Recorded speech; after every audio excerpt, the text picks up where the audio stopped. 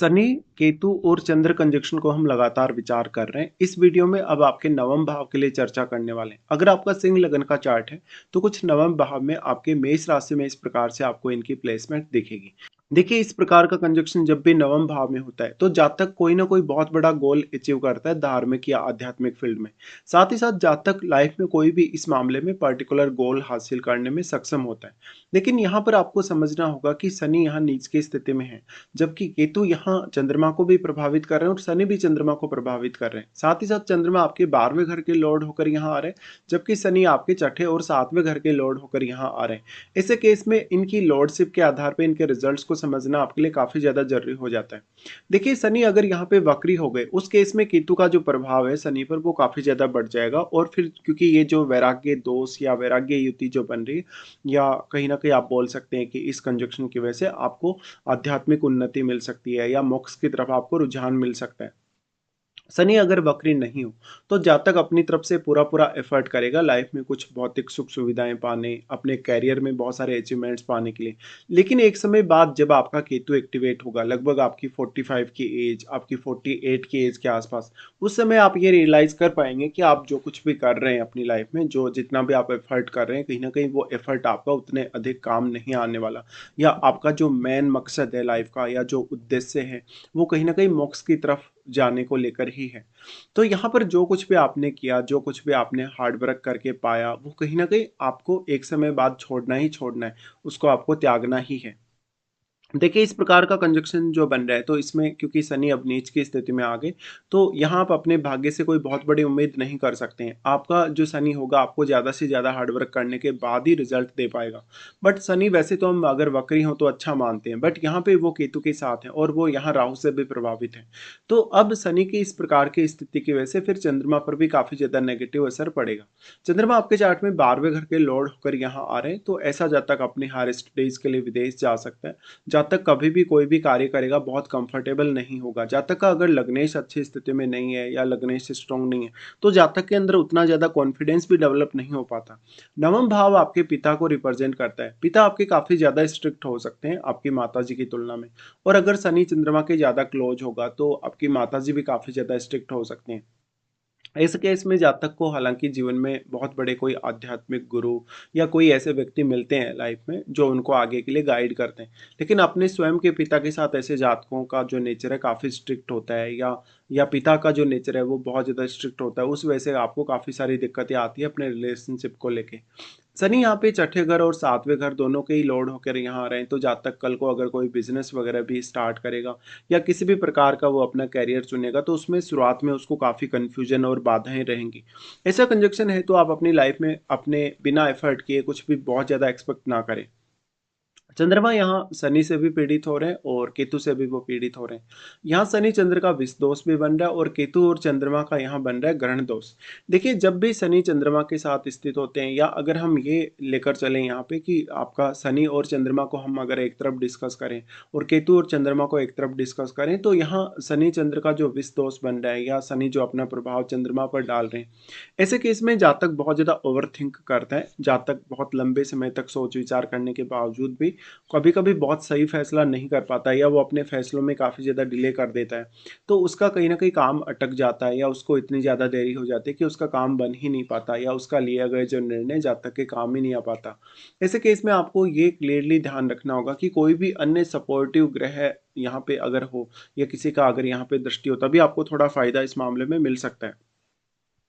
अब जो केतु चंद्रमा के साथ स्थित है, देखिए नॉर्मली तो केतु इस हाउस की एनर्जी को अपने में समाहित कर रहे हैं, तो नवम भाव के जितना भी कारकत्व है, जितने भी गुण हैं, वो केतु अपने अंदर समेट रहे हैं। ऐसे में चंद्रमा की क्वालिटीज को भी केतु अपने में समाहित करेंगे, तो ऐसा जातक अपने फीलिंग से, अपने इमोशन से काफ़ी ज़्यादा डिटेच हो जाएगा, या इसकी कमी जातक को महसूस होगी, तो जातक बहुत ज़्यादा कन्फ्यूजन में आ जाएगा। वो बहुत अधिक सोच नहीं पाएगा, अगर सोच भी पाएगा तो वो उस पर अडिग नहीं रह पाएगा, बार बार अपने निर्णय को बदलता रहेगा। तो भले ही आपकी शुरुआती एजुकेशन कितनी भी ज़्यादा खराब रही हो, कितने भी ज़्यादा उतार-चढ़ाव आए हों, इवन जो पारिवारिक रिश्ते हैं, उनमें भी काफ़ी ज़्यादा उतार-चढ़ाव आए हों, मदर के साथ या पिता के साथ भी। लेकिन जहाँ तक कुछ हद तक यहाँ पर अपने आप को रियलाइज़ करने, अपने स्वयं की स्थिति को रियलाइज़ करने में सक्षम अवश्य होगा। ऐसा जातक लगातार मानसिक रूप से चिंता का सामना कर सकता है, बहुत ज़्यादा अकेलेपन की भावना उसमें हो सकती है। जातक कभी-कभी काफ़ी निराश हो सकता है अगर केतु चंद्रमा के ज़्यादा क्लोज़ होगा तो। अब यहाँ पे आपको देखना पड़ेगा कि क्या शनि वक्री स्थिति में है। देखिए नॉर्मली हम वक्री शनि को अच्छा मानते हैं, लेकिन यहाँ शनि नीच की स्थिति में भी है और फिर अगर शनि वक्री हो जाएँगे तो वो आपके अष्टम की तरफ ही मूव करेंगे केतु के साथ। तो फिर आपकी रुचि यहाँ पर अष्टम भाव से रिलेटेड कार्यों में काफ़ी ज़्यादा बढ़ सकती है और फिर आपका इंट्यूशन पावर भी बहुत ही स्ट्रॉन्ग हो सकता है। लेकिन उसके लिए आपको चेक करना पड़ेगा कि क्या शनि या केतु में से फिर आपके अष्टम के कोई भी ग्रह बहुत ज़्यादा क्लोज़ हो तो। अब जो शनि यहाँ आ गए, वो छठे घर के लॉर्ड होकर आ गए, छठे घर से संबंधित कार्य करने के लिए। अब आपको किसी न किसी अन्य प्लैनेट का सपोर्ट चाहिए या तो फिर छठे घर में बैठा जो प्लैनेट है आपके चार्ट में, वही आपकी इसमें ज़्यादा मदद कर सकता है। तो छठे में बैठा प्लैनेट अब किस प्रकार का है, किस प्रकार की एनर्जी रखता है वो, किस प्रकार का उसका कारकत्व है, ये सब आपको विचार करना रहेगा। बेसिकली इस प्रकार का जो कंजंक्शन है बहुत ज़्यादा रेयर भी है और बहुत ज़्यादा चैलेंजिंग भी है। अब इम्पोर्टेंट इसलिए भी है शनि की प्लेसमेंट क्योंकि शनि आपके सप्तमेश है। तो कल को जब आप मैरिज करेंगे, पहली बात तो ऐसा हो सकता है कि मैरिज करने की आपकी इच्छा ना हो या अगर आपने मैरिज किया है तो जीवन साथी के साथ आप इमोशनली, फिजिकली या मेंटली बहुत ज़्यादा अटैच नहीं हो पा रहे हो। जीवन साथी आपकी जैसी रिक्वायरमेंट है उस हिसाब का नहीं है या वो बाद में बदल गया है, उसका नेचर बदल गया है, उसकी फीलिंग्स बदल गई हैं, कहीं न कहीं ऐसी स्थिति है। तो अब यहाँ पर आपको सोच विचार के काफ़ी अच्छे से फैसला लेना होगा। इस प्रकार का जो जातक होगा उसके भाग्य में काफ़ी ज़्यादा उतार-चढ़ाव रहेंगे। जातक का भाग्य मजबूत नहीं रहेगा तो जातक को अपने एफर्ट से ही भाग्य का निर्माण करना पड़ेगा यहाँ पे। फिर क्योंकि यहाँ मंगल डिस्पोज़िट हैं तो मंगल की प्लेसमेंट को भी आपको विचार अवश्य करना चाहिए इसके लिए। देखिए, जातक बहुत ज़्यादा असंतुष्ट होगा और जातक अपनी लाइफ में जो डिसिप्लिन है, जो कहीं न कहीं अपनी दिनचर्या उसको भी बहुत अच्छे से फ़ॉलो नहीं कर पाएगा, जिससे हर कार्य में उसको डिले का सामना करना पड़ सकता है। ऐसा जातक अब दूसरों के प्रति बहुत ज़्यादा सपोर्टिव हो सकता है, दूसरों को वो ज्ञान या अपना कोई भी अनुभव वो शेयर कर सकता है अच्छे से। ऐसे जातक अपनी कम्युनिकेशन एबिलिटी के आधार पे ही आगे बढ़ सकता है। तो यहाँ पे ये कंजक्शन एक तो बहुत ज़्यादा रेयर है, हर किसी के चार्ट में ऐसा कंजक्शन होता नहीं है। जातक किसी भी विषय में बहुत ज़्यादा गहराई तक जा सकता है, इवन वो अकल्ट में बहुत ज़्यादा रुचि ले सकता है, वो रिसर्च वगैरह में बहुत ज़्यादा रुचि ले सकता है और अगर शनि वक्री हो या शनि या केतु में से कोई भी अष्टम के ज़्यादा क्लोज़ है यहाँ पे, तो फिर आप ये समझिए कि यहाँ पर निश्चित रूप से आपके अष्टम भाव से रिलेटेड कार्यों में काफ़ी ज़्यादा रुचि रह सकती है। अगर इस कंजक्शन को बृहस्पति जैसे ग्रह का एस्पेक्ट मिल जाता है या उनकी दृष्टि मिल जाती है, तो ये कंजक्शन आपके लिए ज़्यादातर मामलों में फ़ेवरेबल हो जाएगा। इस प्रकार से अगर हम शनि की दृष्टियों के आधार पर विचार करें, तो शनि सबसे पहले अपना प्रभाव डालते हैं 11वें घर पे, जहाँ पर जातक के लिए धन कमाना या धन को मैनेज करना उतना आसान नहीं होता। जातक अपने नेटवर्क में काफ़ी सारे लोगों को देखता है, लेकिन वो हर किसी के साथ बहुत ज़्यादा इमोशनली या मेंटली कनेक्ट नहीं हो पाता। जातक के जो खास फ्रेंड होंगे, वो 1-2 ही होंगे या गिनती के ही होंगे। ऐसा जातक हालाँकि कहीं न कहीं बहुत ज़्यादा फ़ेम पा सकता है अपनी योग्यता की वजह से, अपनी एबिलिटी की वजह से, जो एबिलिटी उसको शनि, चंद्र और केतु ने दी है, क्योंकि उसको गहनता से सोचने, विचार करने और ऐसी क्षमताएँ ये कंजक्शन प्रदान करेगा।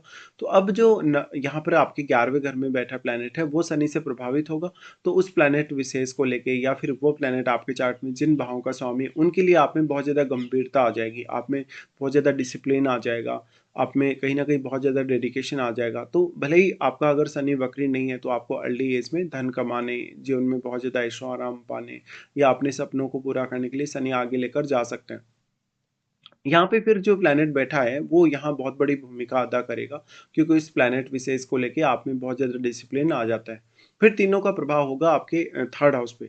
देखिए 3rd हाउस पे इनका प्रभाव होना काफ़ी इंटरेस्टिंग है, क्योंकि 3rd हाउस में राहु स्थित होंगे और वैसे तो राहु का प्रभाव भी आपके 9वें भाव पे होगा ही, लेकिन राहु के साथ कोई अन्य प्लैनेट भी स्थित हो सकता है या तो फिर राहु का जो प्रभाव है, वो उतना अधिक यहाँ पे 9वें भाव पे नहीं रहने वाला, क्योंकि राहु और केतु के बीच में 180 डिग्री का एंगल है।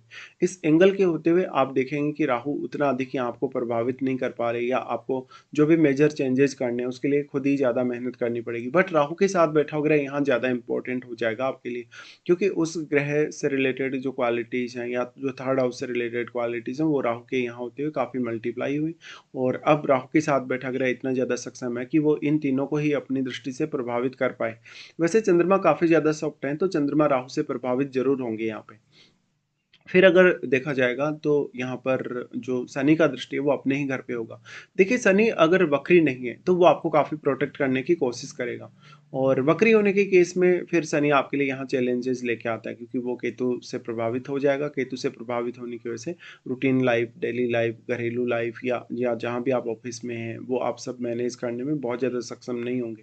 तो इसके लिए फिर आपको अपने स्वास्थ्य और रूटीन लाइफ पर बहुत ही ज़्यादा ध्यान देना होगा और इसके लिए आपको बहुत ज़्यादा डेडिकेशन भी रखना होगा।